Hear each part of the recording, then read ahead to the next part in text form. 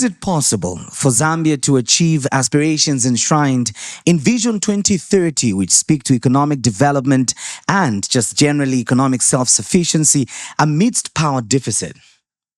Is it again possible for Zambia to be able to materialize the aspirations that are well outlined in the 8th National Development Plan if strategic steps are not made to be able to diversify Zambia's energy portfolio? As we all know, that energy plays a key role when it comes to attainment of socio-economic development. To answer those questions, I'm privileged today on the People's Space podcast to be joined by energy expert Dr. Johnston Chikwanda, who will be talking to us and providing some perspectives and, of course, delving into one of the key issues that we've seen take prominence recently in the energy sector, which has to do with the issue of independent power purchase agreements. Dr. Chikwanda, it's great to have you on the People's Space podcast. Thank you very much. It's a privilege for me to be hosted, and I'm looking forward to a good engagement. You are one of the consistent voices that we have when it comes to, contributing to the conversation on energy in this country. And, I've seen a lot of experts. Being a journalist, I've seen people change courts. When it rains today, they're agriculture experts because that's where the money is. Tomorrow they are, they are running this car business, and in that car business, they are experts because that's where the money is. But one thing that has made me, respect you, and I can confidently, say it in front of our viewers or in the hearing of our viewers, is that you've been very consistent, Dr. Chikwanda, when it comes to issues of energy in this country, positively contributing to the conversation, providing solutions. What really motivates you to be rooted in this particular sector? Yeah, thank you so much. First and foremost, I'm humbled, I must say, by your gracious words.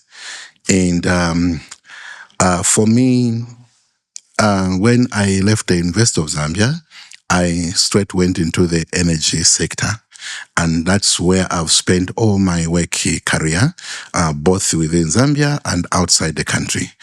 And I quickly became aware that for a modern economy to be organized, for a country to develop, we needed to solve the energy trilemma, not dilemma, trilemma, which Zambia was trapped in, because I realized that the country was seriously trapped.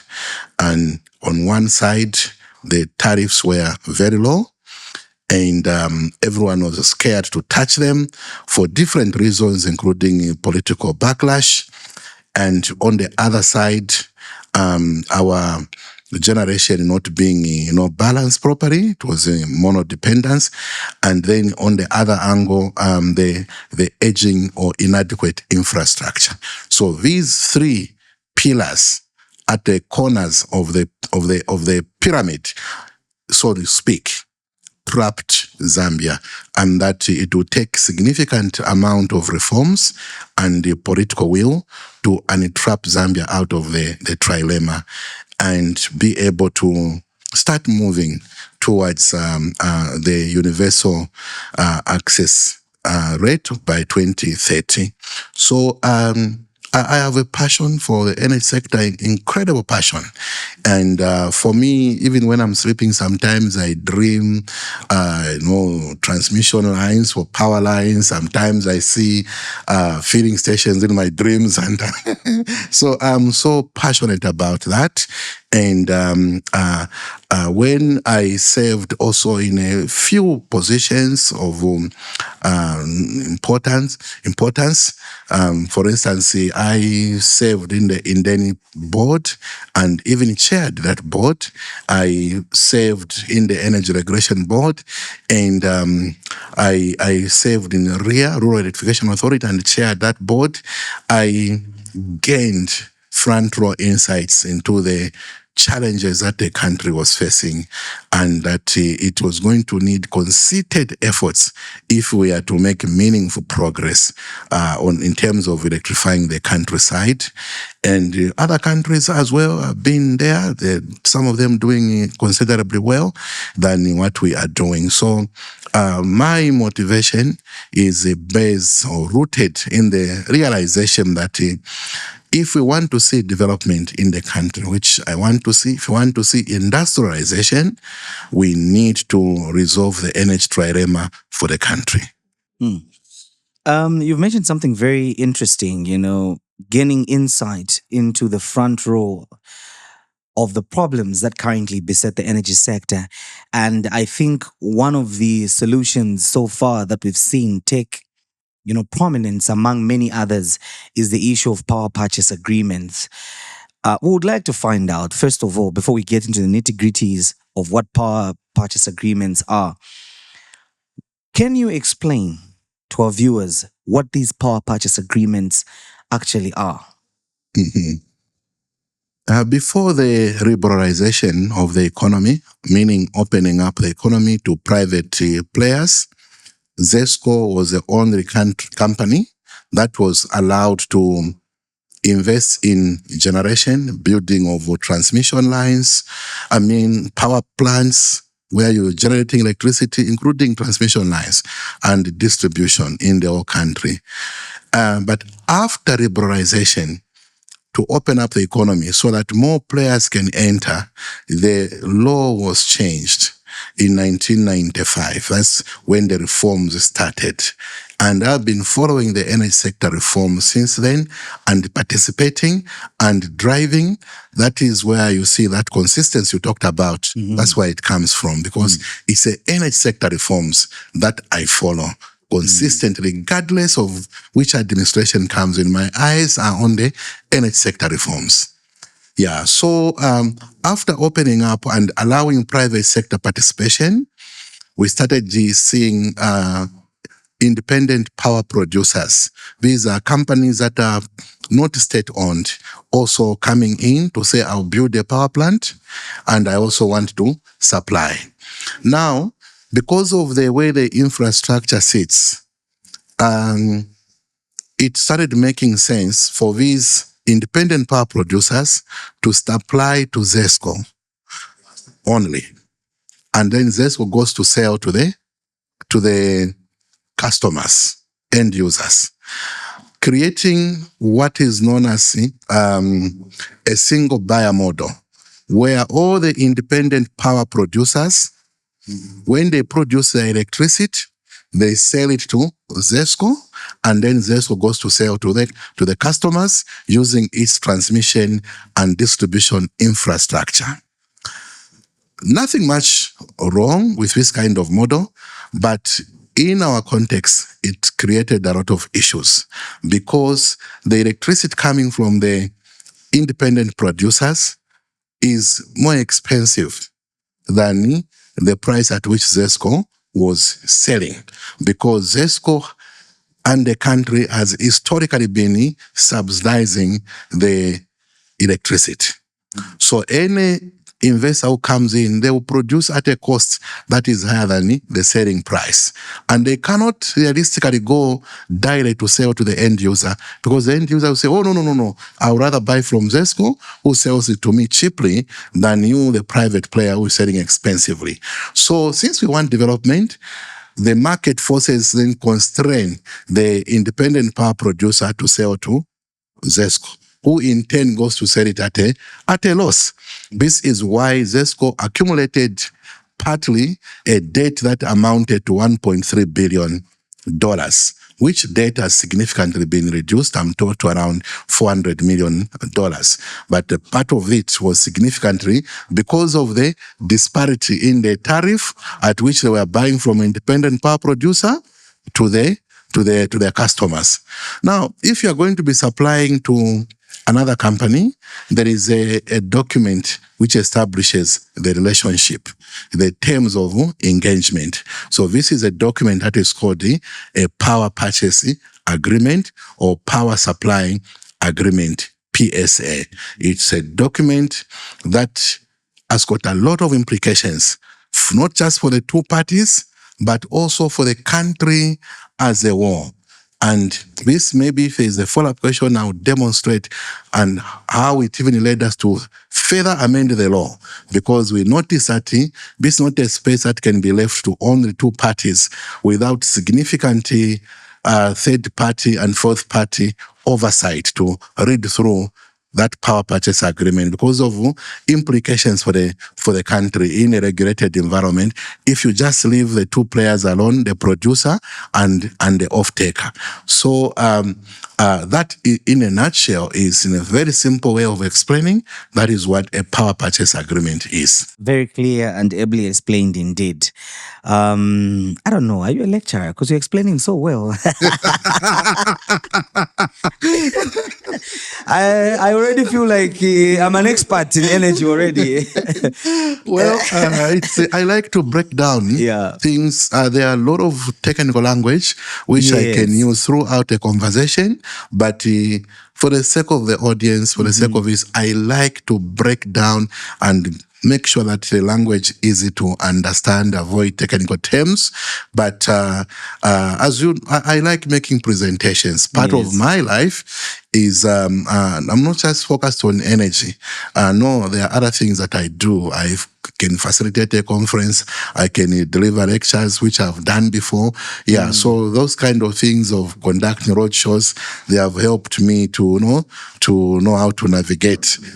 Yeah, wonderful. Anyway, we'll get to know a little bit more about the other things that you do apart from energy later on in the conversation. But before we get into the implications that you touched on briefly, which is important as well, as you highlighted, you mentioned something very interesting about the way in which ZESCO was operating, selling at a loss. Now, my question has always been, or maybe let me start it from the way things were.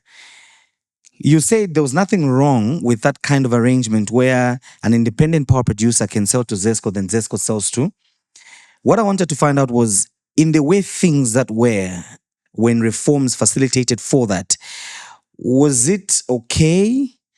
Was it conducive to attract more investment in the sector? One, and then two, did policymakers maybe at the time, okay, I'm just trying to think here because you are a person that is actively involved in reforms. Were efforts being made to ensure that we come off a place where you can buy power at a cost-reflective price from an independent producer, but at the same time, you have to sell it at a lower price to the population? Were people really looking and interrogating and making efforts to change that? Okay. My understanding is that, like I mentioned to you, the country has been trapped in an energy trilemma. And one of the trapping points is a tariff. And the tariff has been like a moving target. We've tried to improve the price. There was one time, even under the previous government, they increased the tariff by 113%. And we almost thought that we have managed to get hold of a cost-reflective tariff. It never happened because the dollar keeps on kwacha-dollar dimension there. And then one time also increased by 70% and staggered 50% and then another 20% after 3 months. Still, fast forward under the new government, also ZESCO took a 5-year multi-application plan to increase power by not less than 75% over a period of 5 years in order to reach cost-reflective tariff.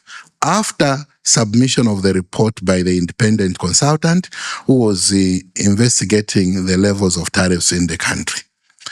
That also looks like it might not be reachable because the tariff, the exchange rate at which that 75% increase was benchmarked was around 16, 17 kwacha to a dollar.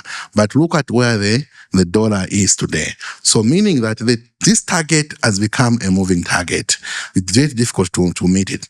So the initial understanding, in my view, was that, look, you can buy some expensive electricity from one or two, and because ZESCO has got a lot of generation capacity from its dams, where it produces cheaper, relatively cheaper electricity. When you put them together in one basket, you will still be able to come out with some profit margin. That was the understanding. And that model can sustain only to a certain extent. But as you begin to proliferate more and more independent power producers, there will come a point that the ability for the public utility company to absorb that electricity price, which is higher, with its low cost, lower price, is going to evaporate, thereby putting the enterprise into a loss-making position. So it is this delicate balance that we need to be very careful with, such that I have noticed if we are not careful, if ZESCO itself is not investing significantly and aggressively, it means that it will be outpaced by the private sector. The private sector is going to start producing far much more electricity than what ZESCO is able to produce. And if the price disparity is not managed, it means ZESCO can become a minority player. And if these continue to sell to it, the company can really suffer significant financial hemorrhage. But you see, improving the tariff is got a lot of political implications. That's where the problem also sits, because we haven't educated the members of the public that electricity is expensive. And having participated in public hearings, I have noticed that some of the people that come to raise issues and complaints are actually not even affected by the price adjustments, because consumers are in different categories. So certain categories actually get even discounts, or they are not affected at all. But because the invitation comes as a blanket invitation to everyone, then you invite even people that are not supposed to come and make noise and submissions to derail and perforate the well-intended purpose to engage those that are affected. So that is where I've noticed the challenge is. And really, policymakers may have foreseen, or they may not have foreseen, how the picture was going to look like in future. There are certain countries I cannot mention here, but which I know of in West Africa and in Asia, that are in very, very big problem, because they have ended up with a huge debt, some more than $5 billion debt, owing to independent power producers, because of absorbing expensive electricity from them and blending it with their own electricity, which is now narrowed, and so they are into a loss-making position, and they're not able to pay for what they're taking from the independent power producers. Yeah. You are watching the People's Space podcast with me, Wenson Mavur, and my guest is Dr. Johnston Chikwanda. We are discussing Zambia's energy sector, a very critical sector that has a significant bearing on Zambia's attainment of socio-economic development. And of course, we are delving into aspects such as the power purchase agreements and some of the reforms, and just charting the course. What is it that can be done to be able to optimize this sector?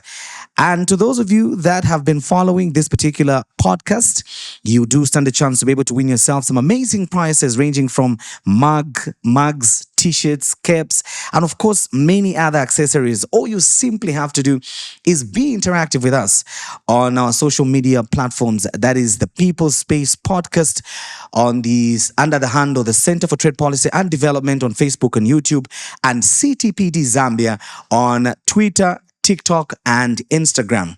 Whichever comment or whichever of your comments garners more reactions or more interactions, qualifies you and puts you in a position to be able to scoop some of those amazing prizes. So let's get interactive on those particular platforms. See you shortly.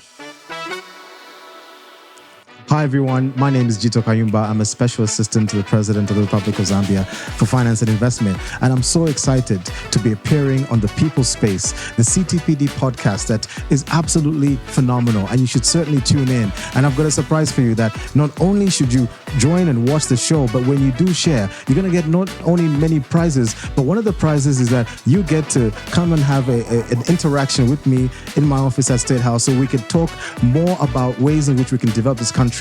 Now, the basis of the podcast that I'll be appearing on is really about national development. What are we doing for you, for the benefit of the Zambian people, to create jobs, to create investment and a better life? So tune in and we look forward to interacting. Welcome back to this People's Space podcast with me, Winston Mavora. Today we're looking at energy, which is the backbone of any economy, as many would say.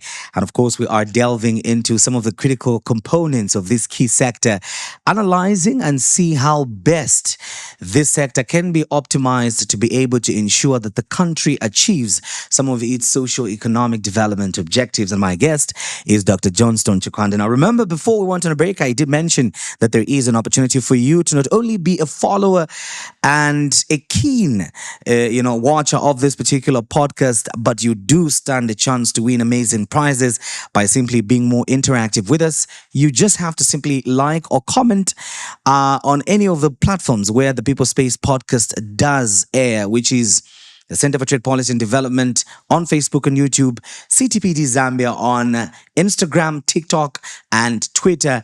And if your comment gets more reactions and more interactions, you do stand a chance to win some of the most amazing prizes, ranging from t-shirts, mugs, capes, and other amazing accessories that you do not want to miss out on.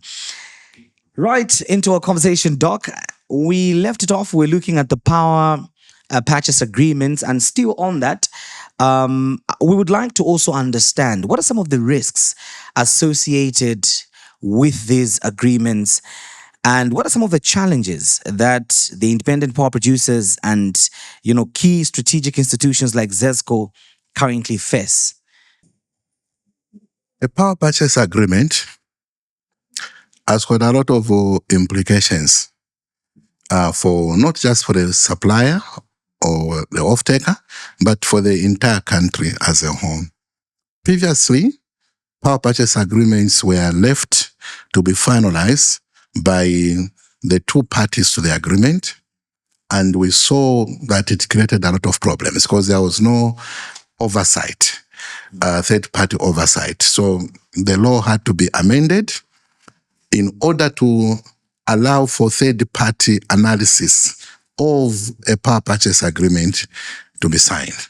So meaning that now a power purchase agreement has to go to the Energy Regulation Board for scrutinizing, for thorough scrutiny on behalf of the public, on behalf of the stakeholders, on behalf of the industry.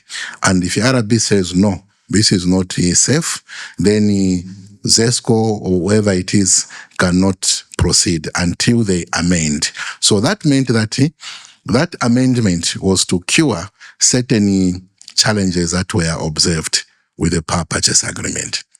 Now, in the current situation, a power purchase agreement is a tool that is used to raise project financing by the project developer. There is no bank that can ever release money to a project developer without submitting a power purchase agreement, unless you are going to use equity, your own capital as a company without debt component, which is very unlikely. Meaning that that power purchase agreement needs to be bankable. If the banks analyze it and they see certain red flags, graveyard spaces, they are not going to fund, or it will move back and forth because of the risk profile around the power purchase agreement, such that it will delay unlocking project financing. Some of the issues that can lead to a power purchase agreement to be of poor quality include uncertainties around the tenure of agreement, because power development is a high capital intensive industry. So if somebody has invested, ordinarily a power purchase agreement is supposed to be minimum 20 years. Ordinarily. It's very rare that you find So it's actually normal, because I've heard people blame ZESCO. How can ZESCO be signing an agreement which is 25 years? This is unreasonable. No, because it's capital intensive, and you want long-term relationship, because you might not have a ready available customer should that relationship break. Where are you going to sell your 200 megawatts, your 500 megawatts? If today ZESCO comes up and say, no, I'm not interested. I've now built my own power plants. I'm now enough, so I can't get from you. Where are you going to evacuate that power to? You see, so banks don't want that, and project owners don't want that. So they long for a long-term power purchase agreement, because it might take you 15 years of just recovering your money which we invested, because of the thin margins. The margins are very thin in this industry. So to recover your money, it takes long time. That's why they are long-term in nature. So if there is uncertainty around that, believe me, no one will fund that power purchase agreement. It won't be funded. Some of the measures that are aimed is inserting what is known as a take or pay clause, to which I know I cannot mention, but I have seen them even in some of these countries. But that take or pay clause means that you guaranteeing that you are going to take the power from me for the duration of this contract, whether you have a problem or no problem, as long as it's not my problem. Whether you have built your own bigger facilities, whether the transmission line collapses and you're not able to take electricity from me, as long as it's not my problem, you are expected to pay me as if you have taken the power, so that I can meet my obligations, local and international. That is called a take or pay clause. It works very well for the investors, very well for the developer, but works against the off-taker. If in our context, the utility company. Because if a utility company gets locked in a take or pay clause, it means that no matter how much it invests its own infrastructure, it cannot go back to its suppliers and say, guys, now I have managed to build my own facilities. Can we downscale? I cannot take so much power from you anymore. You cannot, because you are locked in for the rest of lifespan for that project. And a number of countries are trapped in that. But that is what makes a power purchase agreement bankable, one of them. The second is the quality of the off-taker. The quality of the off-taker, if there are credit rating issues on the off-taker, if the off-taker has a legacy of debts that it has been failing or it fails to pay, if there is so much perceived governance issues, challenging issues, those kind of things, the governance issues and political interferences and all those kind of things, those, when people are analyzing the quality of the off-taker, they want more protection. They want more protection, so that if today this managing director is the one who signs, and then tomorrow, because of political interference, I'm speaking generally. Yes. Someone gets shown the exit door. No one who comes in and say, what is this that signed? This is nonsense. We cannot take this. We're going to cancel this or put ice on that.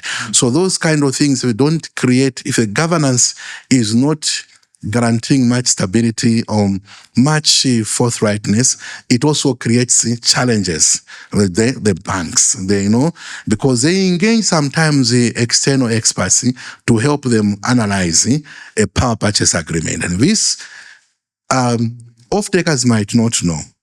There is a lot of due diligence. Sometimes I get calls or engagement by some companies from outside the country wanting to do certain due diligences or to consult me on certain things. The same even with banks. They don't have all the competences inside them. Sometimes they outsource people to help them analyze certain documents and advise them how they should navigate around them. So if there are question marks around the credibility of the offtake, that is another issue that can cause challenges to unlock project funding. If the tariff also is low and how you are going to increase it, it's not very clear. That can also delay the problem because these financial institutions have got their own financial modeling, which they use to manage. So you might be thinking the 7 cents you have given me is okay. But if I take it to my own modeling, I might find that, no, you are supposed to be paying me 9 cents or 9 point to cover my all risks. And then you say, no, I can't give you that. Because give you that, I'm going to be selling at a loss because I'm only selling at this price. So that back and forth can also cause delays. So for the interest of time, there are a lot of them, but these 3 are major before you even talk about the country overall risk. So these can cause delays. And if you notice, now it's in public domain. Recently, a few weeks ago, there was a very big meeting hosted at State House, dubbed the Solar Explosion, at which the head of state chaired the meeting. He invited all the CEOs of the major banks in Zambia, and he was accompanied by several layers of different government officials from the Attorney General Office, from the Public-Private Dialogue Forum, and he had Minister of Energy, and he had ERB, he had power developers, including ZESCO, at very, very high levels. One of the issues that the president raised here is that I want 1,000 megawatts of solar energy by the end of 2025. And I am concerned, why are we not making progress? Where is the problem? Why are we not seeing financial closure? Why is it that the government has done all it can reasonably do, including waiving all the taxes, passing all these laws, all these initiatives, but why is the progress not being registered? So the banks didn't answer that question in front of the cameras. I believe the meeting continued beyond the cameras. So that meant that there are certain issues which are delaying financial closure. And for me as an analyst, as somebody who consults regularly, who has been consulted, I can speculate to a fair degree with certainty that the challenge must be around the power purchase agreement. So if it is not bankable, it is going to cause challenges. The developer is not going to reach quick financial closure, and from the off-taker, you're not going to see enough energy coming up, and the country is going to continue meandering in energy poverty because these projects are not coming up at the rate we are supposed to come because financial closure is not being reached quickly. By and large, the quality of the off-taker, stroke also the quality of the project promoters themselves, because they also question who is the developer of this project, what capacities do they have, how did they get this project, and those they do a lot of due diligence. Can this thing cause problems 2 years from now or 10 years from now? So we have to be so much careful in the way it is done. And that 1,000 megawatts, which the president wants by the year 2025, solely depends on how quickly we can unlock funding for those projects. To do that, we need to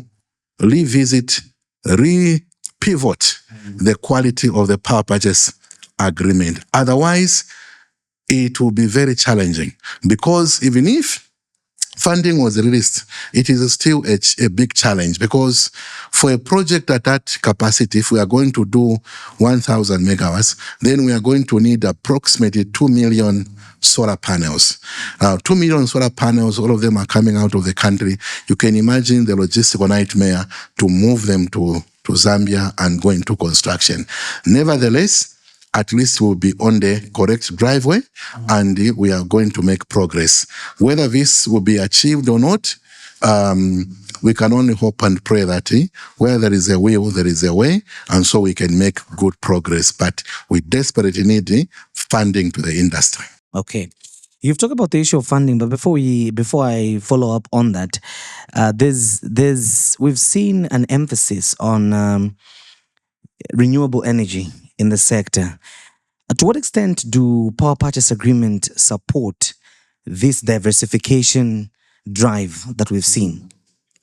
Yeah, of course, the diversification of the energy portfolio is enshrined in our national aspiration in the national development plans, right from the 6th national development plan, when it was clear that we were headed for very, very troubling times, because the writing was on the wall that depending on hydro will be at your own peril.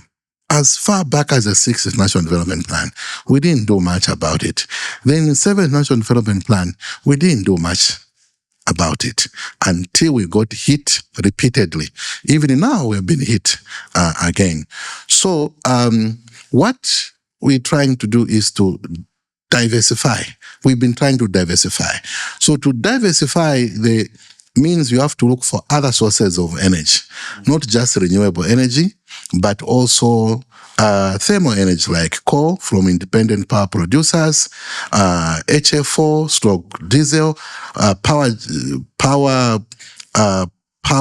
generation facilities, also that, but renewable energy by deploying wind resource, by exploiting the sunshine economy, being solar, and that gets driven by private sector. And so if you handle this issue of the power purchase agreement well, the quality of the power purchase agreement well, it can help you to tap and exploit the sunshine economy in a significant way, especially if our radiation is good.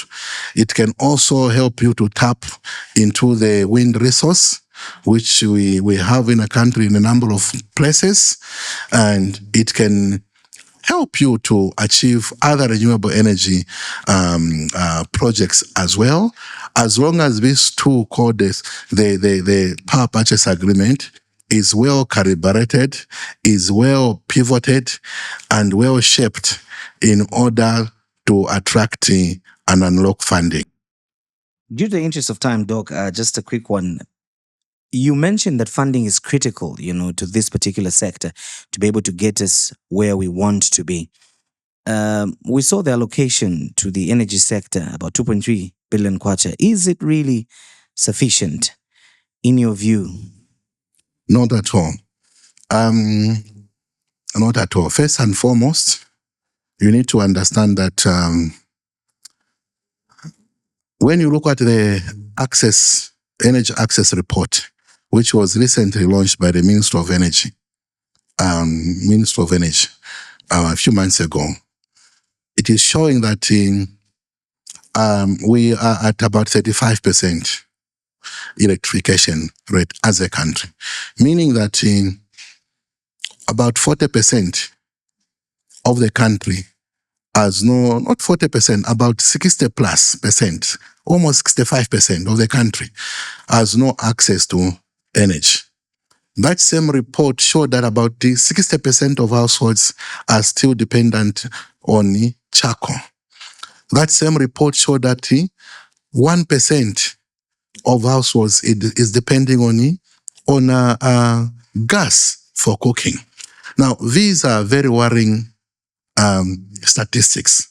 There is incredibly a lot of work which required to be done by 2030 If we are at 35% hovering around there as a country, and we have got 5 more years to reach 2030, it means we need leaps and bounds of funding, unlocking investment, opening up, removing the bottlenecks, rural electrification where the private sector cannot go.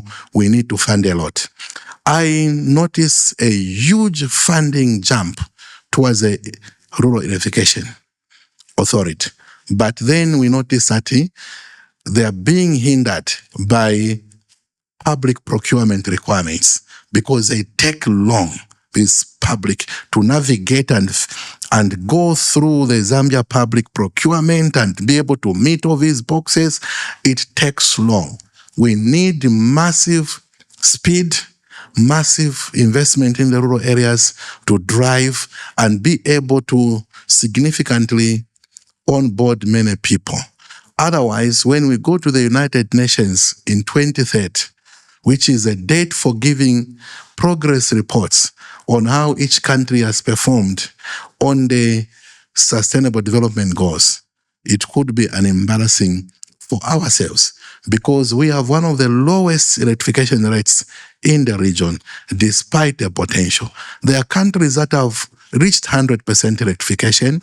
Those in North Africa, like Egypt, where we recently undertook a state visit as a country.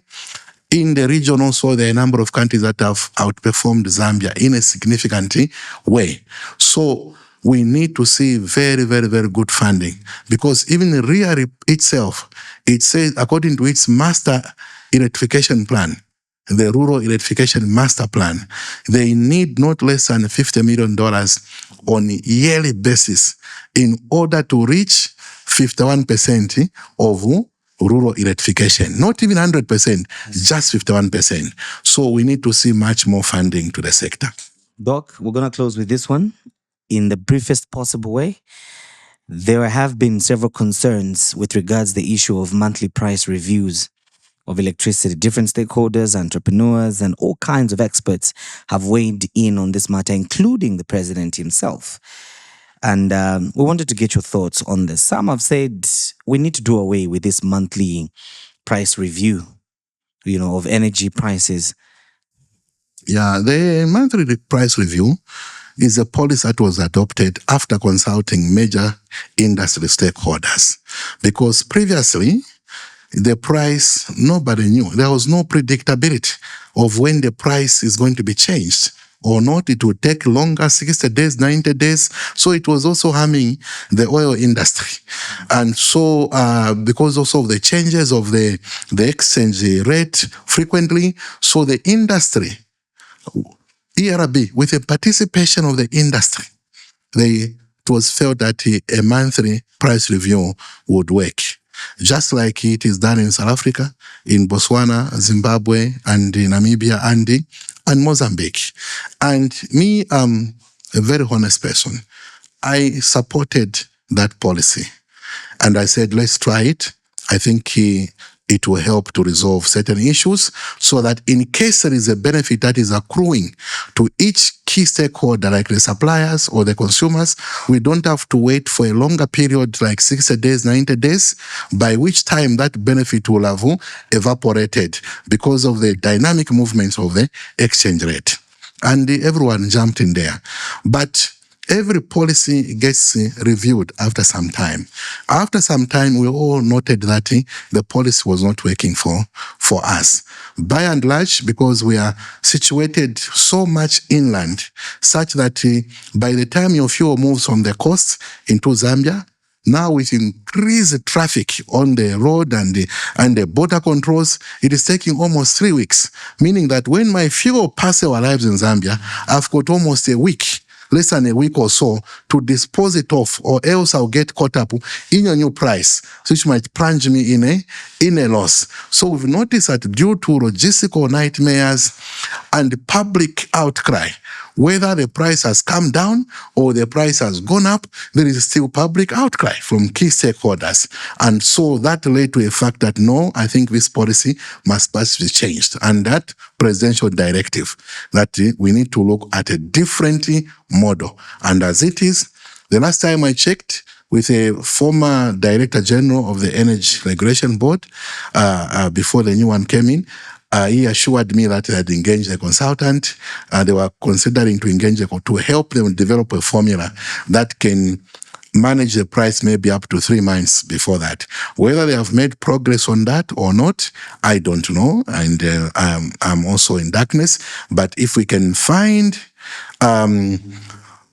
something which has a longer price review, that will help the country and pacify the anxieties of key stakeholders. And this is where a government-to-government fuel transaction comes in. If we can manage to lock that, it is one of the surest ways you can manage to cramp the price for an agreed period of time. Thank you very much for coming through. Thank you. Thank you so much. My guest has been Dr. Johnston Chikwanda, an energy expert. And of course, we've been discussing, some of the initiatives that can be implemented, and at the same time, trying to understand exactly what it is that is happening within the energy sector to be able to unlock, the much needed energy boost that the Zambian economy needs. As you may be aware, load shedding is one thing that affects all of us. And of course, there's more to this particular thing that we all complain about, and it is some of those complexities that Dr. Chikwanda was explaining and trying to break down for us to understand the dynamics so that we know exactly where we are as a country, what needs to be done, and where we can possibly go to unlock Zambia's energy potential to end energy poverty. Now, remember, as I leave, you still can win something for yourself by simply interacting with us on the People Space podcast using the handles on Facebook and YouTube, which is the Center for Trade Policy and Development, and of course CTPD Zambia on Instagram, Twitter, and TikTok.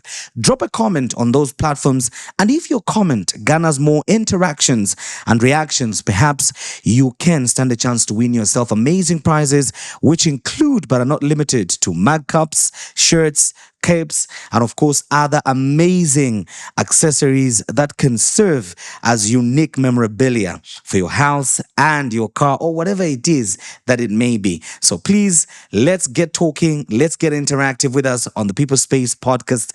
The name is Winston Mavoro. Thank you for watching, and see you next time.